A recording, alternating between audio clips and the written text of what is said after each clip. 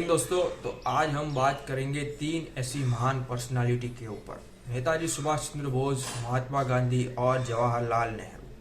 मैं पूरी कोशिश करूंगा कि आपका टाइम इन्वेस्ट कर सकूं, तो वीडियो को अंत तक देखते रहिएगा। सबसे पहले तो हम बात करेंगे क्या सिमिलैरिटीज थी और क्या डिफरेंसेस थे आइडियोलॉजी। देखिए, उससे पहले मैं कुछ आपको फैक्ट्स बता देना चाहता हूँ। 1928 में भगत सिंह ने एक आर्टिकल लिखा था, नए नेताओं के अलग विचार। वहाँ पर उन्होंने बोला था कि सुभाष चंद्र बोस आने वाले सालों में एक ग्रेट पैट्रियट्स की तरह सामने आएंगे और काफ़ी ज़्यादा पॉपुलर होंगे, जो कि आज हम देख सकते हैं कि आज सुभाष चंद्र बोस की जो पकड़ है वो यूथ में बहुत ही ज़्यादा है, बहुत ही पॉपुलर है। इससे हमें पता चलता है कि भगत सिंह का जो लॉन्ग विजन था वो बहुत ही वाइड था। हम एक और तथ्य पर बात करेंगे कि गांधी जी ने बोला था कि Subhash Chandra Bose is the prince of patriots. Prince है देशभक्तों के बीच में सुभाष चंद्र बोस। अब हम बात करेंगे, इनसे हमें ये पता चलता है कि ये सब लोगों के मतभेद थे, मनभेद नहीं थे। सिर्फ रास्ते अलग थे लेकिन गोल एक था। कोई एक दूसरे की बुराई नहीं करता था, कोई एक दूसरे पर इल्जाम नहीं लगाता था। जो आज हम लगाते हैं ऐसा बिल्कुल नहीं था। अब हम बात करते हैं कि क्या सिमिलैरिटीज थी। सबसे पहली सिमिलैरिटीज ये थी कि ये लोग अंग्रेजों के खिलाफ थे, इसलिए इन लोगों को कॉलोनियल पावर में बिल्कुल विश्वास नहीं था, कैपिटल पावर्स में बिल्कुल विश्वास नहीं था। ये सब सोशलिज्म की स्पिरिट पर ज़्यादा बिलीव करते थे। कैपिटलिज्म क्या है दोस्तों? कि कैपिटलिज्म में सरकार ट्रेडर्स को, व्यापारियों को आगे भेजती है कि आप किसी भी देश में जाइए, कोई भी क्षेत्र में काम कीजिए, हमें रेवेन्यू से मतलब है। कैपिटलिज्म में दोस्तों क्या होता है कि अपॉर्चुनिटी ज़्यादा रहती है लोगों के पास, आप सपने देख सकते हैं, आप फ्रीडम ज़्यादा होती है व्यापार में, सरकार की पकड़ बहुत ही कम रहती है। इसलिए दोस्तों क्या होता है कि इनइक्वालिटी बढ़ती जाती है। कैपिटलिज्म जैसे आगे बढ़ता जाता है, इनइक्वालिटी राइज होती है, पॉवर्टी भी धीरे धीरे ख़त्म होती है। लेकिन जब इकोनॉमी खराब हो रहती है, रिसेशन में आती है, तब पॉवर्टी बढ़ती है, लोगों के पास से अचानक जॉब चली जाती है। जैसा कि हमने आज कोरोना के लॉकडाउन में आज के दिनों हम देख रहे हैं कि बहुत सारी जॉब अपॉर्चुनिटीज़ थी, लेकिन जैसा ही लॉकडाउन हुआ, बहुत सारे इंडिया में 27% अनएम्प्लॉयमेंट की रेट थी, वो बढ़ती जा रही थी। इसलिए ये कैपिटलिज्म के कुछ फैक्ट्स हैं। तो अब ये सोशलिज्म क्या है? देखिए, सोशलिज्म में क्या है कि सरकार को पता है कि अभी हमारे देश में पॉवर्टी ज़्यादा है, गरीब लोग ज़्यादा है, इसलिए सब जो क्षेत्र है, मिनरल्स, माइनिंग्स, कंस्ट्रक्शन, फिर मैन्युफैक्चरिंग, फिर पेट्रोलियम रिफाइनरी, पेट्रोलियम इंडस्ट्री, ये सबको हमें अपने साथ लेके चलना पड़ेगा, क्योंकि हमें देश की निचली जनता को ऊपर लाना है। ये सोशलिज्म की स्पिरिट है। ज़्यादा सेंट्रलाइजेशन होता है, सेंटर के पास बहुत सारी ज़्यादा पावर होती है, लोगों के पास कम अपॉर्चुनिटी रहती है। अगर आपको अपॉर्चुनिटी चाहिए तो आपको गवर्नमेंट एग्जाम क्रैक करनी पड़ेगी। सोशलिज्म में ऐसी स्पिरिट थी।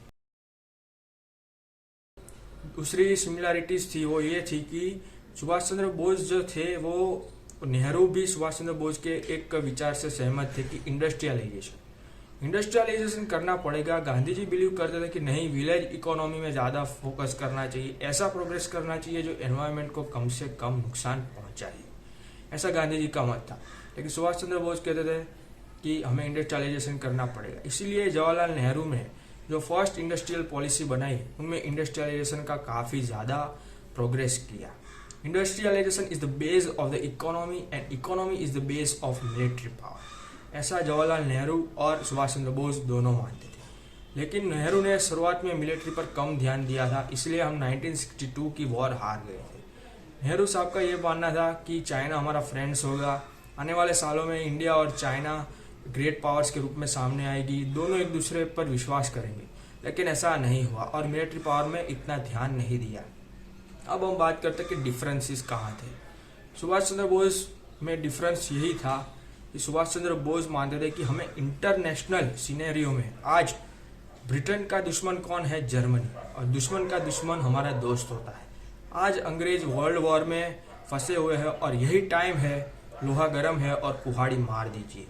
लेकिन गांधी जी मानते थे कि अभी ब्रिटिशर है वो वर्ल्ड वॉर में बिजी है, अभी हमने उन लोगों को हैरान किया तो बाद में जब वो फ्री हो जाएंगे तब बहुत ज़्यादा अत्याचार करेंगे, बहुत ज़्यादा वायलेंस करेंगे और तब हमारे लिए काफ़ी ज़्यादा मुश्किल होगी इन लोगों को कंट्रोल करना। सुभाष चंद्र बोस मानते थे कि नहीं, अगर अभी हमने जर्मनी के साथ अलायंस कर दिया, जापान के साथ मिलिट्री अलायंस किया, तो इन लोगों के ऊपर प्रेशर रहेगा और वो निकल जाएंगे। तो फिर फ्रेंड्स, डिफरेंसेस कहाँ रह गए? सबसे पहले तो 1938 में जब सुभाष चंद्र बोस कांग्रेस के प्रेसिडेंट चुने गए थे, तब गांधी जी ने बोला था कि ठीक है, बधाई हो कि आप कांग्रेस के प्रेसिडेंट बन गए हैं, लेकिन आप ये मिलिट्री अलायंस में मत पड़िए। इससे क्या होगा कि अल्टीमेटली अगर आप मिलिट्री अलायंस में हेल्प लेकर अगर अंग्रेजों को बाहर निकाल रहे हैं, तो बाद में क्या होगा, ऐसा हो सकता है कि इंडिया में जर्मनी और जापान का भी रूल एस्टैब्लिश हो जाए। और ये सब मिलिट्री पावर है, इसलिए इन लोगों को हटाना तो अंग्रेजों से भी ज़्यादा कठिन है। लेकिन सुभाष चंद्र बोस मानते थे कि नहीं, मैं ऐसा कुछ नहीं होने दूंगा, और बस यही डिफरेंस रह गया और उन्होंने कांग्रेस में से इस्तीफा दे दिया सुभाष चंद्र बोस ने वॉलेंटरी कि मेरा अब राह अलग होगी और आपकी राह अलग होगी। हम इसलिए देखते हैं कि आज हमारी फॉरेन पॉलिसी में हम मिलिट्री अलायंस कर रहे हैं, अमेरिका के साथ, रशिया के साथ, जापान के साथ हम मिलिट्री एक्सरसाइज कर रहे हैं। ये सब कहाँ से सीखा है? हमारे पॉलिसी मेकर से, सुभाष चंद्र बोस से सीखा है कि मिलिट्री अलायंस कीजिए, उनसे एक प्रेशर बनेगा आपके एनिमी ऊपर। तो ये एक डिफरेंस रह गया था कि अब वायलेंस, नॉन वायलेंस, ये सब बहुत हो गया, अब हमें मिलिट्री पावर दिखानी पड़ेगी। फिर जो एक दूसरा डिफरेंस था वो ये था कि सुभाष चंद्र बोस थोड़ा सा फासिज्म के ऊपर थोड़ी सी बिलीव करते, ज़्यादा नहीं, बस थोड़ी सी, कि एक डिसिप्लिन होनी चाहिए। दरअसल दोस्तों, फासिज्म क्या है दोस्तों, कि एक इटालियन विचारधारा है, जो जर्मनी में इसे नाजीवाद भी कहा जाता है। फासिज्म में क्या रहता है कि एक लकड़ियों का समूह जो यूनिटी का प्रतीक है, जो यूनिटी का सिग्नल देती है, लकड़ियों का एक गठर समूह, और दूसरी है कुल्हाड़ी, मतलब कि पावर, और perfect combination of unity and power. कोई भी आप पावर्स को हटा सकते हो with the perfect combination of unity and power. Fascism ये बोलता है कि ये हमारा जो पूरा शरीर है, ये हमारा देश है, और अगर हमारे शरीर में से कोई उंगली काट दी जाए तो हम मर नहीं जाएंगे। इसलिए जो लोग हैं वो साधन है, वो लोग है वो चाहे देश के लिए मरे, ये मायने नहीं रखता, देश रहना चाहिए, ऐसा फासिज्म बोलता है। एक एक्सट्रीम नेशनलिज्म की स्पिरिट होती है फासिज्म में।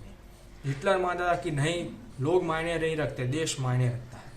तो यही थी फासिज्म की एक डिसिप्लिन। सुभाष चंद्र बोस थोड़ा सा, ज़्यादा नहीं, ऐसा तो नहीं था कि फासिज्म में ऐसा माना जाता था कि ह्यूमन राइट्स ये सब नहीं होना चाहिए, देश हम पहले, सबसे पहले प्रायोरिटी होनी चाहिए। सुभाष चंद्र बोस ऐसा भी नहीं मानते थे। सब हमने पहले ही देखा कि सिमिलैरिटीज़ में वुमेन एम्पावरमेंट, चाइल्ड राइट्स, फिर अनटचेबिलिटी, ये सब के सुभाष चंद्र बोस बहुत ही खिलाफ थे। एजुकेशन को प्रमोट करना चाहते थे। तो एक्सट्रीम फासिज्म या फिर एक्सट्रीम नेशनलिटी, उस पर बिलीव नहीं करते थे। ये गलत धारणा फैलाई जा रही है। दूसरी गलत धारणा ये फैलाई जा रही है कि गांधी जी और सुभाष चंद्र बोस के बीच अनबन थी। ऐसा भी नहीं था। एक रेडियो ब्रॉडकास्टिंग में सुभाष चंद्र बोस ने बोला था कि Gandhi ji is the father of our nation. असल में दोस्तों क्या था कि गांधी जी जो अफ्रीका में इतना ज़्यादा एक्सपीरियंस लेके आए थे, वो एक्सपीरियंस बहुत ही ब्रॉड था।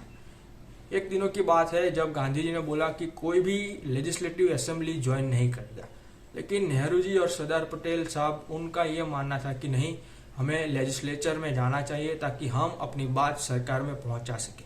लेकिन गांधी जी ने बोला, अरे भाई, आप अगर लेजिस्लेटिव असेंबली के हिस्से बन जाओगे तो आप तो फिर सरकार का पार्ट हो गए, तो आप फिर उन सरकार को कैसे कहोगे कि भारत छोड़ के चले जाओ। एट द एंड क्या हुआ, थोड़े सालों के बाद इन सब ने भी इस्तीफा दे दिया, राजीनामा दे दिया, इन सब ने भी। तो हमें देख सकते हैं कि एट द एंड कुछ सालों के बाद गांधी जी ही सही हुए। ब्रॉड बहुत था उन लोगों का, एक्सपीरियंस बहुत ही ब्रॉड था गांधी जी का।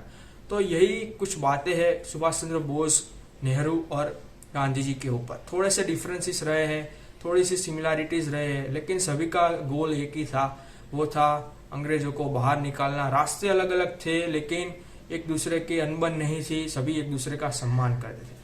आई होप आपको वीडियो अच्छा लगा होगा। अच्छा लगा हो तो लाइक कीजिए, शेयर कीजिए, सब्सक्राइब कीजिए। जय हिंद।